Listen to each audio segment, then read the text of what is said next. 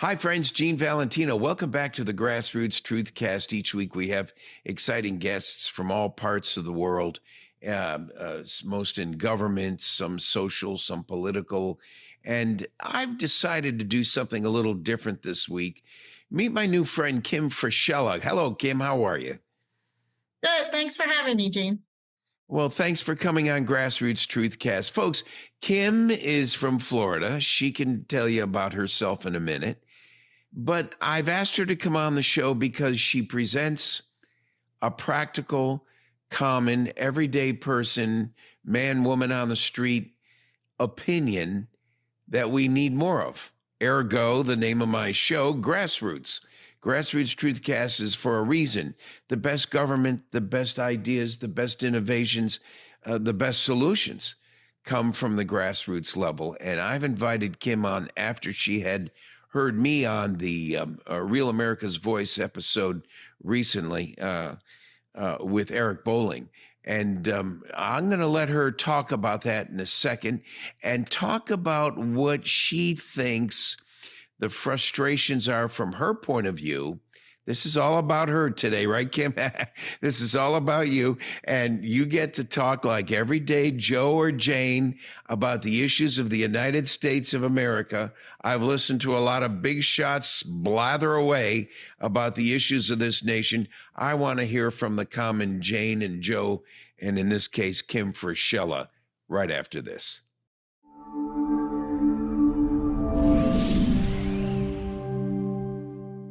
Throughout history, the spirit of patriotism has prevailed. The battles may have changed, but the values remain the same.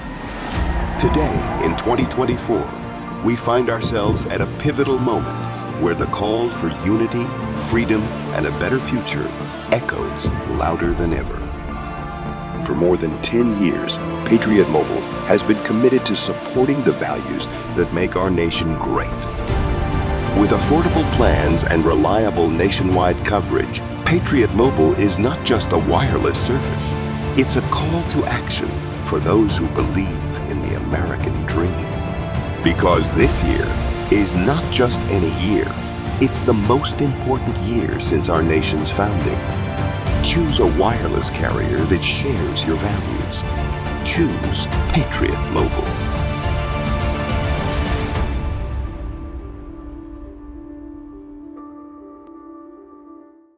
Welcome back, folks, to the GrassRoots TruthCast. I'm with a typical American, Kim Frascella. And that's what I want to hear more from and more about is the typical American, not some left-wing extremist or right-wing extremist or any extremist. I want to hear about the grassroots people of this nation who helped found it, who helped create it, who designed it, who kept it going over 250 years. We now celebrate this anniversary, this wonderful time in life when we get to say thank you to our fellow friends, our founders, and to God for the beauty of what they've given us, the longest standing governance in the nation.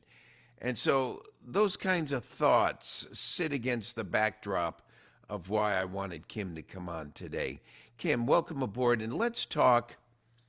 Well, tell them why you asked me to come on. Well, I'm very concerned with what's going on with our deficit. I'm a fiscal conservative, not, Republican, Democrat. I think we all should be. I think that's the biggest security risk we have.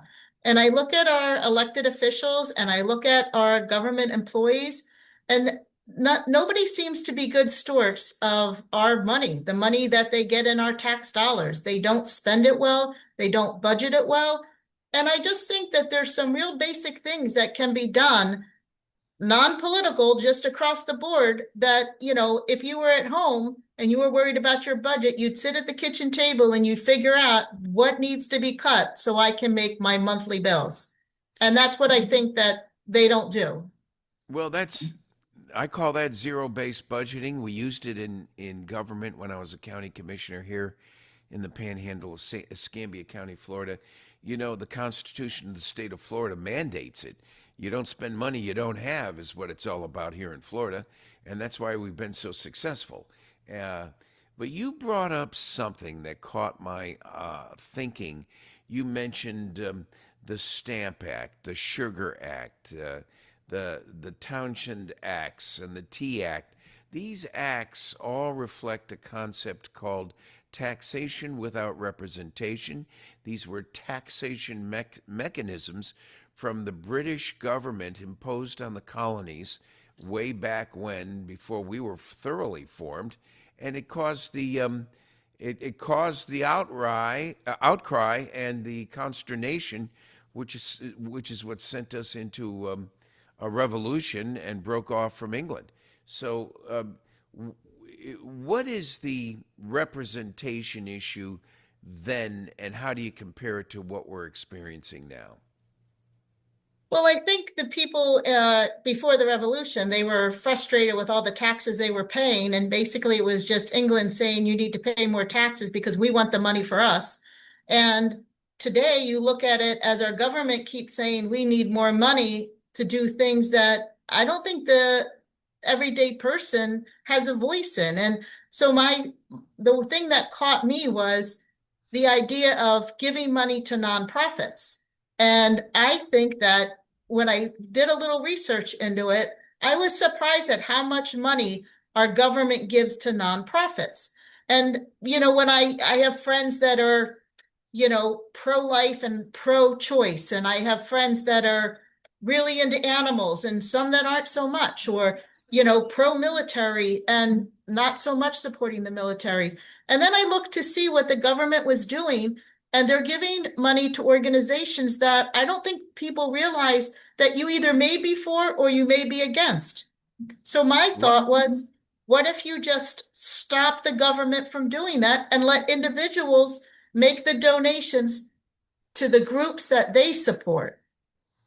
Well, like what? What are you noticing? I happen to agree with you, but I'm interested in the common man's opinion here on where you think the shortfalls are with government spending, or the zealous spending given to these NGOs.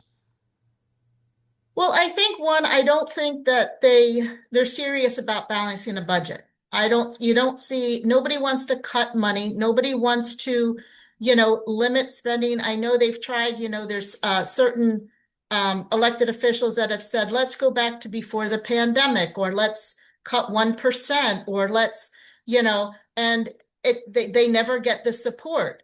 And I think it's frustrating because, we don't have that choice at home. I'll just say, like, the budget was, I think it was 7 point something trillion, and they're 1.79 trillion in deficit. Excuse me, and they can't find anything any way to cut that. And it just doesn't make sense to me. Like, you've been elected or you've been hired to do a job in the government, and how you can't, think that that's a priority. Like, you hear the politicians saying, this is a legislation that's a priority for us, and this legislation is a priority. And then I hear them that they're going to be naming like bridges, and I'm like, that's not a priority. Yeah. So let's get something done that helps the American people and helps our country become stronger. Or building grocery stores in Manhattan. Yeah. Right. You're on the same path.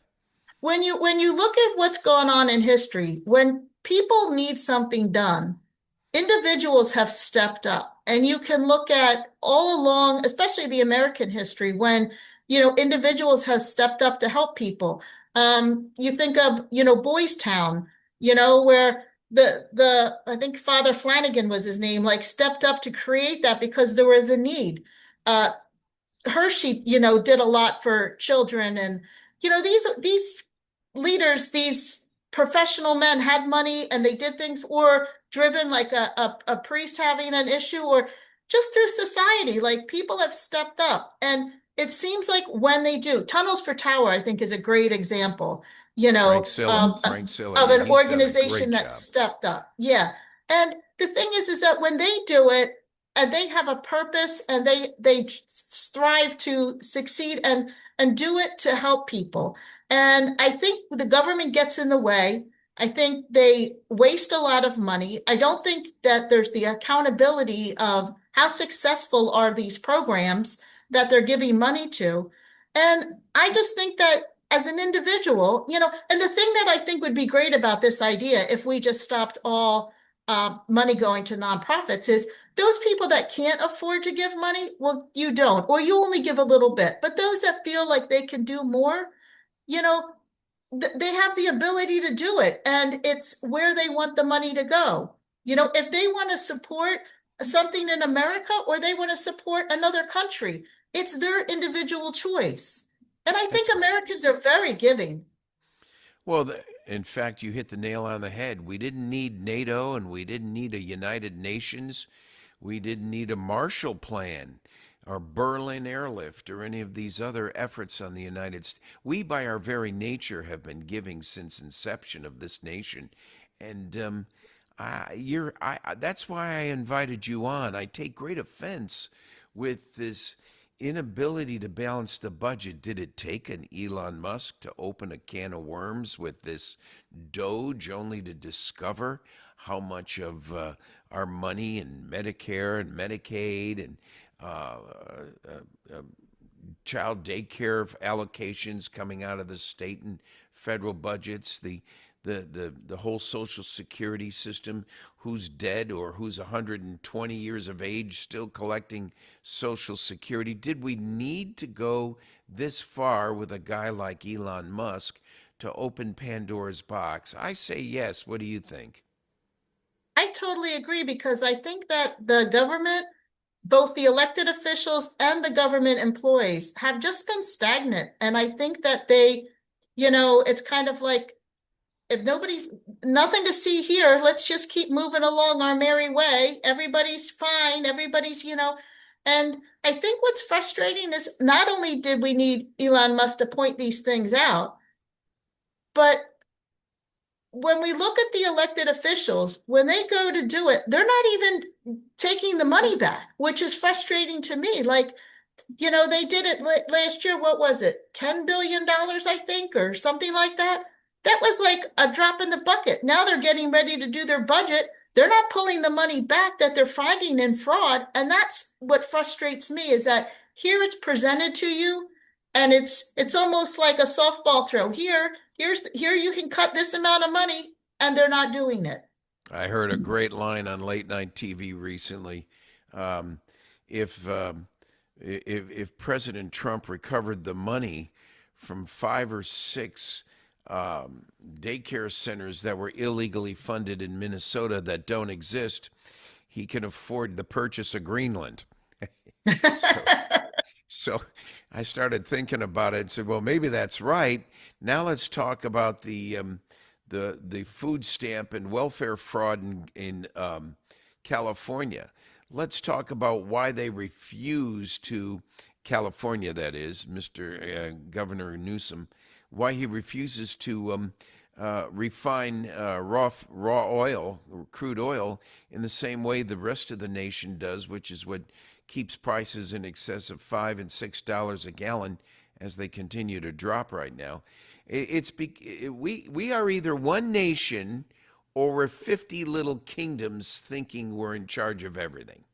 And there was a reason why our founders made it a nation and then embraced the notion of bringing in each of the 50 states as they came on, with representations, 2 senators from a small state of Delaware and Rhode Island, compared to 35 million people in Florida, which has the same 2 senators. For a reason, we did that to entice everybody, the bigger guys and the little guys in this nation, to be part of the same family. Now, we're watching in the news on a parallel path outside of the funding issue I invited you on for. We're watching a nation violate the federal government's authority from the state level, primarily in the blue states, the blue cities of the blue states, that make it almost impossible for Tom Homan to extricate known criminals from the jails there and get them the hell out of our country. For they're rapists, they're felons, they're the worst of the worst, and we're putting them at an advantage over your grandparents and mine, who were immigrants to this nation, but they came through legally, properly, and they gave me the standards I'm proud of today.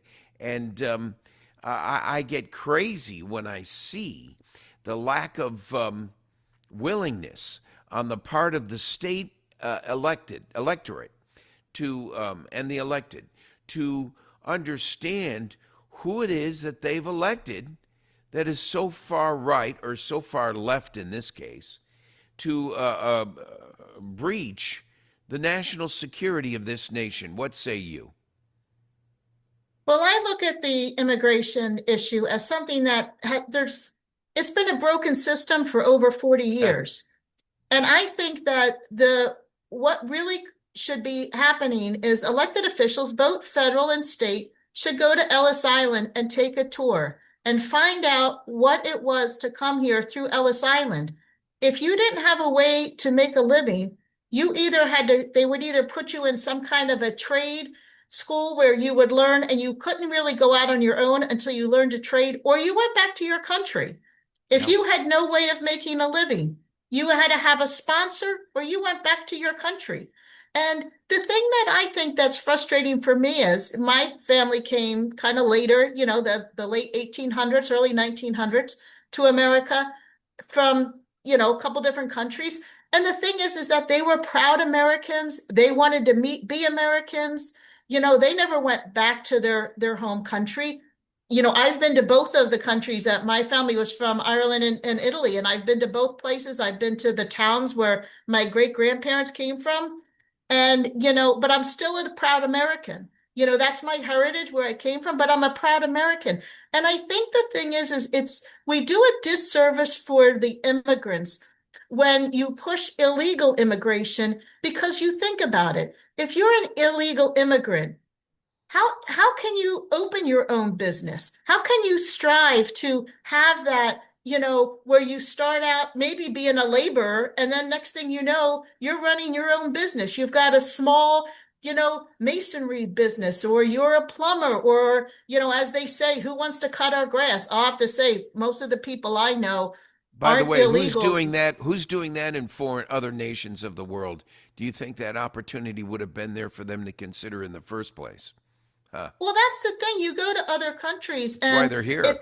It's funny that they say about and you see in Europe now, all the illegals there. But if we wanted to go to another country, there was a lot of stipulations you have to go to. Like if you want to go to Germany and work in Germany, you have to kind of jump through some hoops to go be able to do that, just to get, say, a working visa, But the thing I think is the disservice to the illegals is that they have to stay in hiding, right? Because it's, they're working under the table, so they're probably getting lower wages.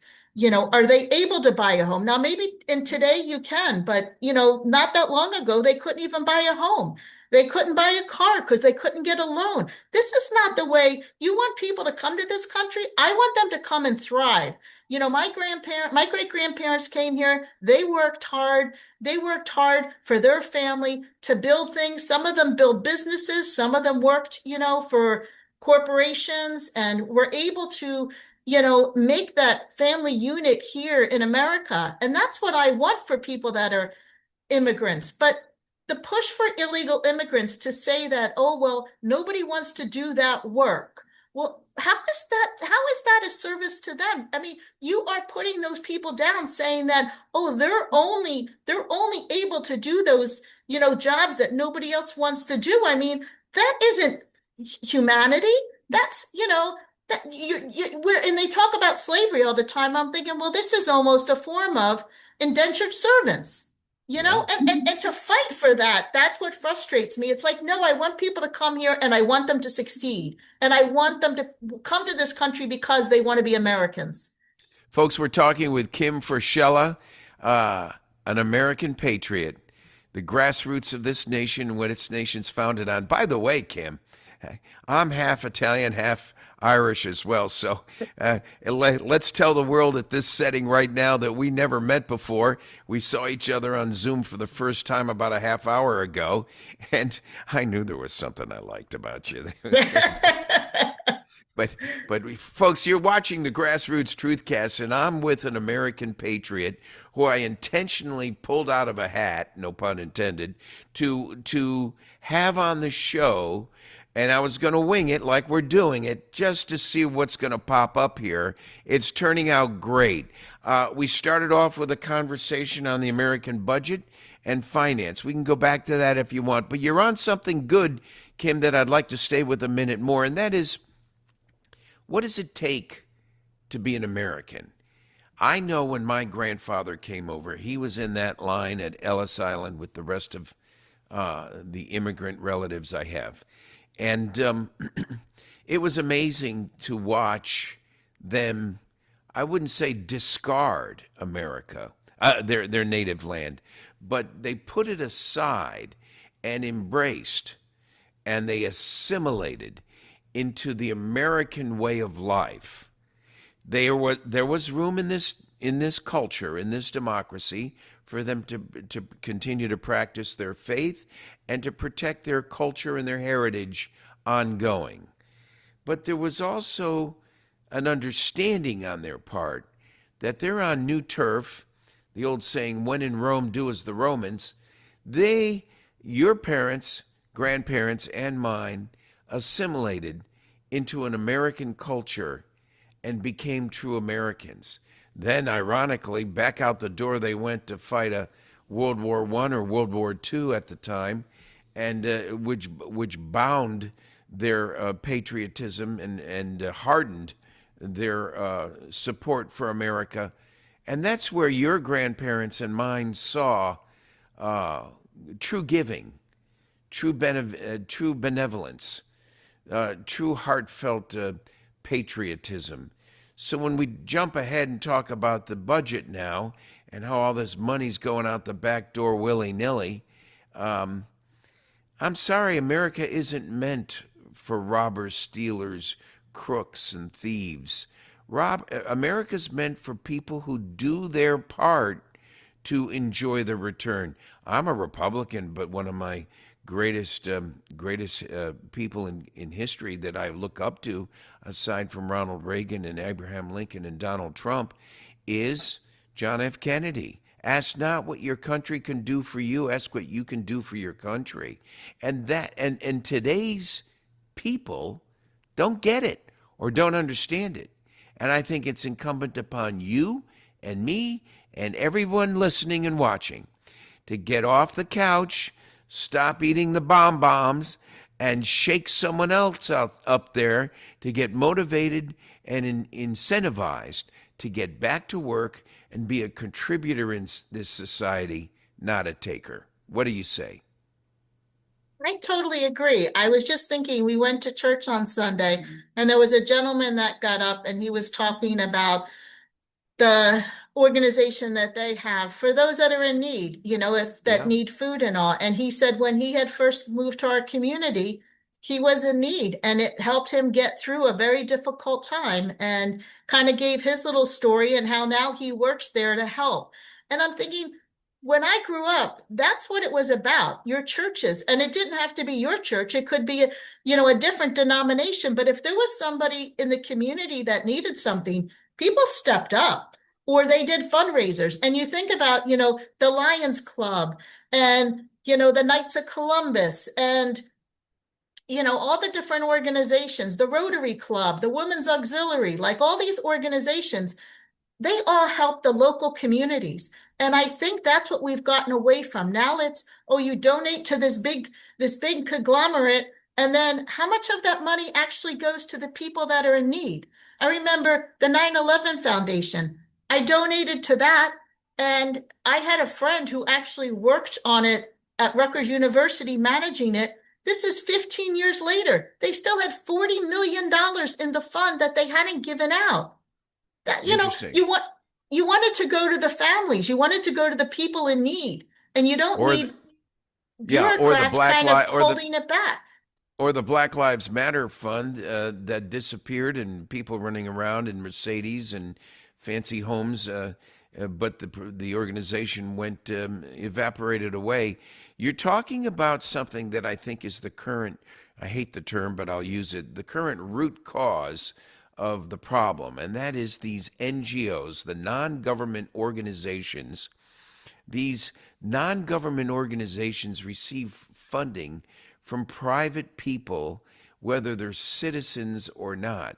At the top of the barrel is a guy by the name of George Soros that everybody's heard about. Now, George Soros and the descendants underneath him and the organization he's created have raised money, even from non-citizens. Overseas money is a big source as well, to fund people who do not have the spirit and good heart that you just mentioned, like Tunnel for Towers and all these other groups. Instead, they say they're going to come in to help with those good intentions, but the money, without much scrutiny, gets diverted on a tax-free basis into their own coffers to promote their own issues.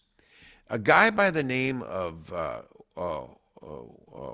George Walters was Scott Walters. Scott Walters, the American Research Institute in Washington, D.C., wrote a book called Arabella. Arabella described that last election year, over $3.7 billion was raised through the NGOs of this nation.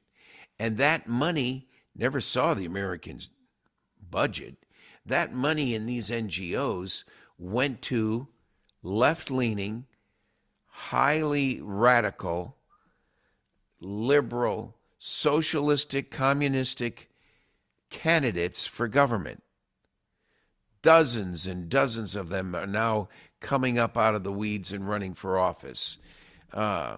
We saw the likes of this Graham Plattner that just resigned, or is about to resign, I'm told, from his candidacy for United States Senate. He's an example of an extreme left-leaning person who goes along with these issues. Get rid of ICE, open the borders back up, provide, let non-citizens vote in our elections. All of these things that lead to the mass destruction and takedown of the American system. That's the non-government organization created by George Soros. And that $3.7 billion raised to fund just Democrat candidates never got to a Republican candidate. That money was more than the sum of the Republican and Democrat Party funding that funded their own candidates in the elections in the last decade. Puts into perspective the idea of just how serious we are being eaten from within. The idea that outside entities can come in and work in your backyard and mine, up and down the neighborhoods. Okay, we're worried about Iran. We've got Venezuela we just handled. We've got the Gaza Strip from a year and a half ago. We've got all these foreign issues that we seem to be managing. But the real cancer seems to be George Soros and a deep state cancer that's in your backyard and mine. What say you? Well, I think that George Soros has done a lot to this, but I also think that there's a lot behind the Republicans because, let's face it, they don't get anything done. And I remember I reached out to my congressman and I would say, if there was a certain issue I was concerned with, and he said, well, we don't have the majority, so we're very limited in what we can do. And now I reach out to him and I said about my concerns. Well, we don't have that strong of a majority, so we're very limited in what we can do. And the Senate is always holding us up. And to me, that doesn't go well. And I'm sorry, I think that these Republicans that are, they are in control. And I'll say the same thing for the Democrats. The Democrats were in control for 2 years during Biden. If they wanted immigrants to come to this country, they should have changed the laws when they were in control to allow them to come in legally. They had the opportunity and they didn't do it. Instead, they had them come in and create chaos. And that's kind of getting back to George Soros. What does he do? What does his candidates do? They create chaos around our country. And it's so nothing to see here. Oh, wait, look at the shiny object over here. And I think that it gets people distracted and it gets them away from thinking, what is about this country that we have to worry about? And I think, you know, security for sure, but the idea that you can come into this country, getting back to the immigrants, and you can say death to America. And I'm sorry, if you've been naturalized and you sit there and say death to America, I think you need to be reevaluated to see, can you stay in this country? Because I'm sure that's not what you said when you filled out the form to become a citizen. My grandfather would be rolling over in his grave if he heard that, and that may be a basis for charges for treason. Your point's very good. Folks, we're talking with Kim Frascella, and I think she's from mid-states, New Jersey somewhere, huh? Originally from New Jersey, now down in Florida. Oh, now down in Florida. How do you like that state income tax, huh? There is no state income tax, folks, in Florida. And there is from New Jersey and New England, from where I'm also from, Kim, Connecticut. I'll never forget coming home one night from a business trip. I get home late from stuck at the airport with a snowstorm. And by the time I got home, it was about 11 o'clock at night. The governor's on the news, and he announces the new state income tax. I slam my hand down on the table. I said, that's it. I'm out of here. My wife starts crying, thinks I'm leaving her. No. What's the matter? She says, you're leaving me. No, I'm not leaving you. You're coming with me. Where are we going? I don't know. I think we're going to Florida. Okay, so here we are down in Florida like you. And it's not without its own problems, as you said, and the Republican conservatives in this nation have issues as well. Granted, in fact, regrettably, the dysfunction of some people staying in office too long. Poor Mitch McConnell seems very incapacitated right now as our United States Senator, I think, from Kentucky. He is just not capable of serving, and there should be a mechanism in place to get people out of office as fast as they get into the office for the well-being of the nation. And so in the spirit of what you just described, I support term limits. Do you? Absolutely. And I think what really makes sense is 12 years. So 2 years as a senator, 2 terms as a senator, 6 terms as a congressman, 12 years. I think what happens is people stay too long and they kind of lose the fight. They kind of get caught up in, the comfort of being an elected official. And, as they say, go to the cocktail parties or even potentially, somebody slipping them a little bit extra money for their campaign or, I think they all go in with the best of intentions. And I'll have to say, I met my congressman and he's a very nice gentleman. And I think he's, trying, but I think for today's time, we need fighters and we need people that are going to sit there and stand up for the American people. And I know there's so many, good bills out there and working on legislation and, but I think the thing is it's not the way it used to be. And the idea that we just need to pass these good bills. And it's like, no, we're in a crisis.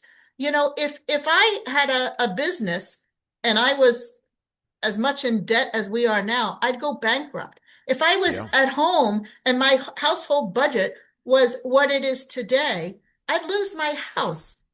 And they just don't seem to get the urgency of this overspending. And the thing is like, I hear the Democrats keep pushing for this billionaire tax.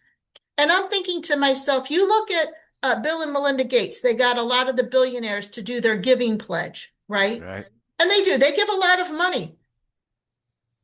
What are the Democrats going to do if they're going to tax the billionaires? They keep saying, oh, we're going to feed this one, we're going to feed that one. Why don't they go, instead of having Bill and Melinda Gates lobby the government. Why doesn't the government go lobby Bill and Melinda Gates and say, hey, we need people to help feed this country or help feed that country, and reverse it and get these people that are billionaires that created this giving fund, this giving pledge, and get them to help out instead of having the government do it. And the government is just not very good at doing it. I know firsthand what you're saying is true. Let me say it differently. Instead of taxing to build grocery stores or to keep things in the control of government, how about we free the business man or woman and give them incentives by giving them a tax credit or a cash incentive for the purpose of expanding their business without the fear of taxation. I trust their ability to grow their business better than my ability to grow their business as a government official. I have had a few businesses in my life. We've taken them from the rags to riches story from at the grassroots level and merged it into an IPO on Wall Street, and even sold it to some big firms on NASDAQ. And to get there and to be able to do that, you have to be in an environment where the regulation doesn't restrict you or handcuff you as it's doing. Well, don't listen to me. Look at who's leaving California. Starbucks just left Washington State, for crying out loud. And I could continue. We need to allow these incentives to remain in the hands of individuals. How about Elon Musk? Everyone's offended because he's a trillionaire. I'm not. I hope he becomes a 2-trillionaire, because when he was a trillionaire and brought his company to market, he took 4,000 of his people who've been with him in the early days. They're all millionaires. What socialistic country has companies that have made millionaires from socialistic policies? Name one. I can't find None. it. Yeah. And the thing is that the socialist companies, they're not innovative. They don't invent anything. Because they don't promote build anything. innovation. That's absolutely true. When I was your county commissioner here in the county in the Panhandle, one of the things the fellow commissioners asked me to do, and I did, is we put together an economic incentive plan. I wrote a 12-step incentive plan for small and mid-sized business for what they could enjoy if they came into our community, brought their business here, and brought jobs. I don't need more low-income housing. I need more high-income housing. And I need more high-income housing after I bring in more jobs. So you bring in the jobs, not start balking about government-controlled housing, which is going to be a disappointment, a depression, a compromise at best. And that's what you're seeing going on under the Mamdani administration in New York City right now. My fear, what's your take? Is it going nationwide, or do you think we're going to nip it in the bud? Well, I'm hoping by talking to you, we get the word out and more people realize that it's not the way to go. You look at history, you look at the idea of, Adolf Hitler. How did he start off? He started off with this socialized utopia. Boy, that's true. And you think about it, and the Bolsheviks, when they, and the thing is that what people don't realize, but who ends up? You end up with these oligarchies, and then you end up with everybody else. And, okay. In our last few minutes, what's the solution to all the problems of the United States of America, Kim Frascella? Well, I don't have all the answers, but I do have one, and I think it's a real getting back to a kitchen table solution to the budget. And my proposal is to stop all government funding to nonprofits. And in the last budget, it was $303 billion between all the grants, 26 agencies, and all the grants going to nonprofits. If you take that out of the budget, that's over 4% of the budget.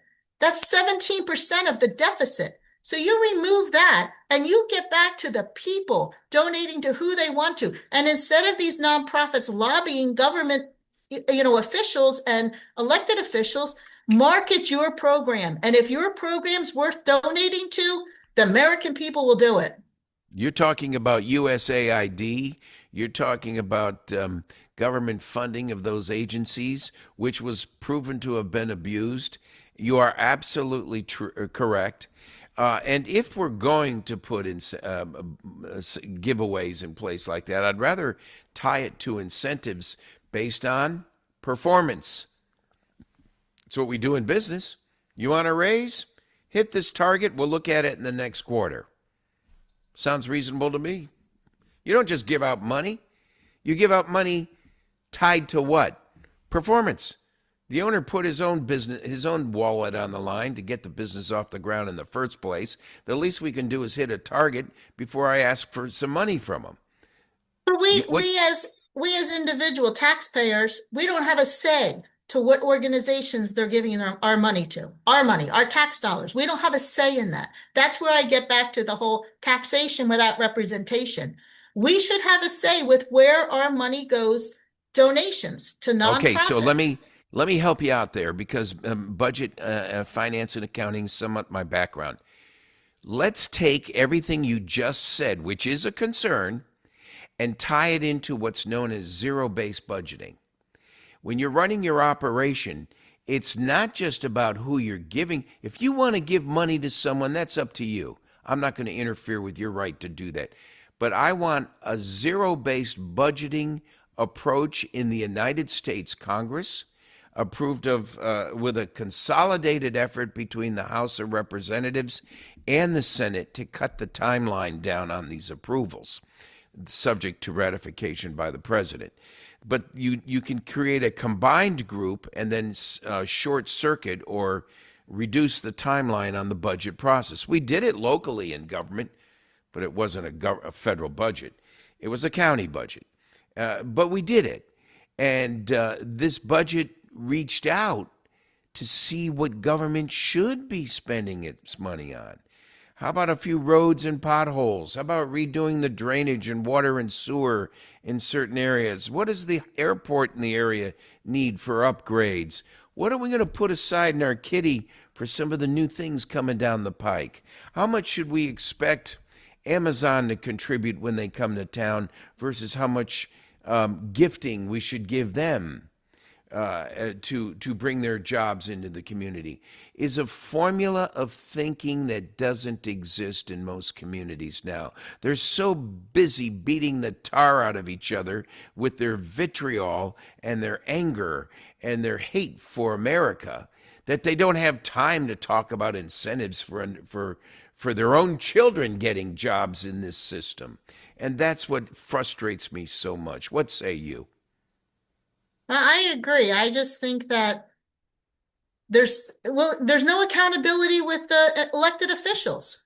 Like, let's get back to it. There's no accountability with them. And you talk about, striving to make a success. I think if, like you said, if a company does this well, we give them this. Maybe we should look at if you can't pass a budget, maybe you should be fired as an elected official. Bam. Or I'm holding your paycheck up if the budget process got delayed until you do.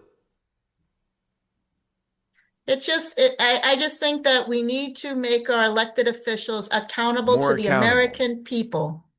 You mean to tell me they shouldn't be passing a law that might have something to do with web hosting or Silicon Valley chips, and then before the law goes into enactment, you call your stockbroker up and buy a few thousand shares of that stock? Geez, I mean, I know what's going to happen to that stock in about 8 weeks. I think I'm going to buy some serious amount of that stock right now. What do you think? Is that a good idea as a congressman? Should I be doing that? Well, you get back to them voting for their own raises. I mean, exactly. Of course they shouldn't be doing that. And of course there should, that should go right along with the term limits. And there you go. Everyone talks about it. Everyone's for it until it's time to do it. How about it's like the Save America Act, right? You have all these, they say they have 50 votes for the Republicans. They say they all support the Save America Act, but then they can't vote on it because they don't have enough votes. Well, how about you just start legislating what you're supposed to do and get some things done? The Save America Act should be a constitutional amendment that they can't mess with in the future either.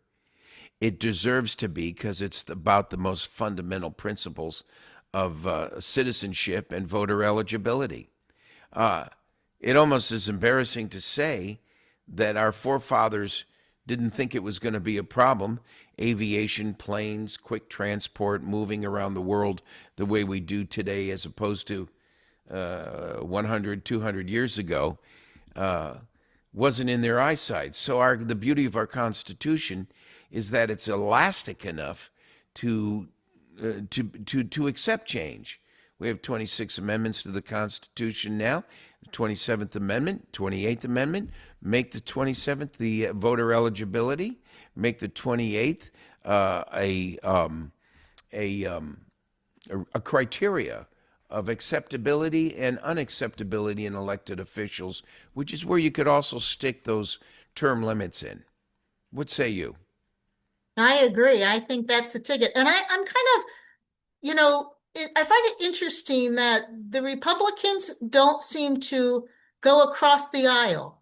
I mean, I think the majority of people want a government where both sides work together to get things done. And I find it interesting, like with the Save America Act, and supposedly over 80% of Americans, doesn't matter, Democrat, Independent, Republic, want, voter ID, only citizens voting. Like, I'm just surprised that in the Senate, you don't really hear much of a pitch of, well, let's see if we can get a couple of the more moderate Democrats to come on board instead of just shutting it down. Like, how about a little diplomacy? How about a little bit of, hey, listen, let's try to work together and see what we can get done. And I'll have to say, it's frustrating. It's frustrating to see how they work. Kim, I think you're correct in making it with your statement, but I think the Republicans learned a harsh lesson from the Democrats prior, who excluded Republicans completely from the subcommittees under Nancy Pelosi. Frankly, it's where the vitriol and the anger was, the flames were fanned during that era because of the degree to which the Democrats had denied Republican input when we were the majority in Congress. Yes, I'm a registered Republican. I happen to know the issue well, because I was trying to see why our representatives weren't on some of these committees defending certain issues that were before Congress at the time. We could go on with that, but I do concede that the malfeasance and the bad behavior falls fairly to both sides of the political spectrum, and that I think there's enough room to. I'm the kind of guys, before I point the finger at you, I'm reminded I got three fingers pointing back at me. I better take care of my own inventory first before I say anything bad or good about you. I better worry about myself to keep my own house in order, and I think all of Congress needs to do that, not to mention the president. And any final words you have? Well, I would say that if people agree with me and they think that that would be a great way to start balancing the budget to stop these nonprofits, call your congressmen and senators and tell them, hey, this might be a great way to start getting some money out of the budget, and let the American people decide, and, see where it goes. So that's kind of, I think it's, when we talk about the grassroots, is what kind of movements can we do? And a lot of times calling your representatives, it has an effect on them. And hopefully, this could be a movement that could get them at least starting to think about balancing a budget. What a breath of fresh air being with Kim Frascella between New Jersey and Florida. She's an American, more importantly, and she's a patriot. And she, like me, is trying to hold this nation together in the best way we can. Kim Frascella, you're a true patriot. I'm honored. You're one of my best guests I've ever had on this show, because you're the real thing. I get some politicians talking, you don't know which, you got to pinch yourself, make sure you heard it correctly. But you have spoken from the heart. You've been concise and to the point. You speak with a sense of patriotism for the greater good of this nation. And I commend you for reaching out to me as a consequence of one of my network appearances on Real America's Voices. You found me and communicated with me by text and email. And I just on this show today met you for the first time, and I wanted it to be spontaneous so that we could have a heartfelt conversation. I'm going to invite you back. We're going to do something. Let's put it off a few months. Let's see what's going on with the trial on this alleged assassin. And let's see where the SAVE Act goes with the Senate in the next week or two. And let's see what Donald Trump's going to do with Iran on this whole issue of whether we should have boots on the ground in Iran or whether we continue trying to work through some negotiated process. Said differently, I appreciate your 2 cents. Why don't you just make sure you stay in touch with me and let me know how you feel about the different issues. And if I feel it's worthy, we're going to get you back on and have a frank conversation. I think it's a breath of fresh air, but with all these podcasts and shows going on, people want the real thing. They don't have time for 50 minutes or 3 hours of talk radio where you fall into a coma wondering where they're going with the thought. No, we like factual, concise, to the point, heartfelt conversation. You provided that today with me on GrassRoots TruthCast. Thank you, Kim. Any parting thoughts? Well, thank you, Gene, very much for having me on. I appreciate you supporting the grassroots and people like me that just are concerned citizens and patriots. So thank you very much. It's what America's all about. It's what my grandfather pointed his finger at me before he died, and he said, "You serve America by serving the people." Yeah, okay, great. Did you hear me? He said. Yeah, Grandpa, I heard you. Promise me you'll do that. You'll serve the people. Okay. You promise? I promise. Here I am a few years later, living up to his request, and it's heartfelt for me in a very personal way to see just how this Italian immigrant who could barely speak English, couldn't write it, and barely spoke it, put America before everything else. An Italian immigrant assimilated into an American culture. Think about these reckless folks out there now, Kim, who are trying to change America and take away our patriotism towards the flag and melt away the spirit of this Constitution. Falls against what my grandfather believed in, and probably what yours did as well. We'll have to follow up on that with another episode because there's too much there to go into right now. So we'll call it a day. Thank you for joining me, Kim Frascella, on the GrassRoots TruthCast. I really appreciate, and we're going to make sure we have you back soon. Well, thank you. And the most important thing, God bless America. Amen, sister. Couldn't agree more. God bless America, and God bless you for joining us again for another episode on Gene Valentino's GrassRoots TruthCast. Tune in, subscribe. See you soon. Relationships matter because people buy people, and that's why I buy Eddie Zarin Insurance of the Zarin Insurance Agency in Pensacola, Florida. A family-owned business with over 50 years in the business, and they treat people the right way. From homeowners insurance to contractors insurance, condo insurance, commercial insurance, all the different coverages that are out there, and of course auto insurance, they've got you covered. They worry about you first. You're more than a policy number. You're a person who they're watching out for, not when the sun is shining, but after the hurricane has left. If you want real service with real savings, contact Eddie Zarin at the Eddie Zarin Insurance Agency. www.zarininsurance.com. Give them a call today. You'll be glad you did when you do.